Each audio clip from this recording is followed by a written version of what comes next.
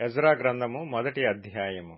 పారసీక దేశపు రాజైన కోరెషు ఏలుబడిలో మొదటి సంవత్సరమందు యిర్మీయా ద్వారా పలుకబడిన తన వాక్యమును నెరవేర్చుటకై యెహోవా పారసీక దేశపు రాజైన కోరెషు మనస్సును ప్రేరేపింపగా అతడు తన రాజ్యమందంతటా చాటింపు చేయించి వ్రాతమూలముగా ఇట్లు ప్రకటన చేయించెను. పారసీక దేశపు రాజైన కోరెషు ఆజ్ఞాపించునదేమనగా, ఆకాశమందలి దేవుడైన యెహోవా లోకమందున్న సకల జనములను నా వశము చేసి యూదాదేశమందున్న యెరూషలేములో తనకు మందిరమును కట్టించుమని నాకు ఆజ్ఞ ఇచ్చియున్నాడు. కావున మీలో ఎవరు ఆయన జనులై ఉన్నారో వారు యూదాదేశమందున్న యెరూషలేమునకు బయలుదేరి యెరూషలేములోని దేవుని మందిరమును అనగా ఇశ్రాయేలీల దేవుడైన యెహోవా మందిరమును కట్టవలెను. వారి దేవుడు వారికి తోడైయుండునుగాక.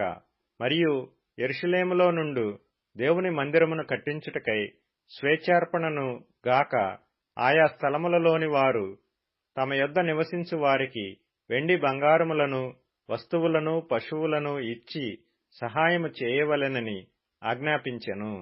అప్పుడు యూదా పెద్దలను బెన్యామీనీయుల పెద్దలను యాజకులను లేవీయులను ఎవరెవరి మనస్సును దేవుడు ప్రేరేపించెనో వారందరూ వారితో కూడుకొని వచ్చి యెరూషలేములో ఉండు యెహోవా మందిరమును కట్టుటకు ప్రయాణమైరి. మరియు వారి చుట్టూనున్న వారందరూ స్వేచ్ఛగా అర్పించినవి గాక వెండి ఉపకరణములను బంగారును పశువులను ప్రశస్తమైన వస్తువులను ఇచ్చి వారికి సహాయము చేసిరి. మరియు నెబుకద్నెజరు యెరూషలేములో నుండి తీసుకుని వచ్చి తన దేవతల యొక్క గుడియందుంచిన యెహోవా మందిరపు ఉపకరణములను రాజైన కోరెషు బయటికి తెప్పించెను.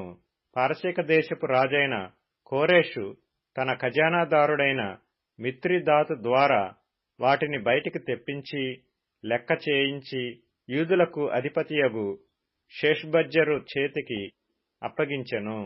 వాటి యొక్క లెక్క 30 బంగారపు పళ్ళెములను 1000 వెండి పళ్ళెములను 29 కత్తులను 30 బంగారు గిన్నెలను 410 వెండితో చేయబడిన రెండవ రకమైన గిన్నెలను మరి ఇతరమైన ఉపకరణములను 1000 అయి ఉండెను.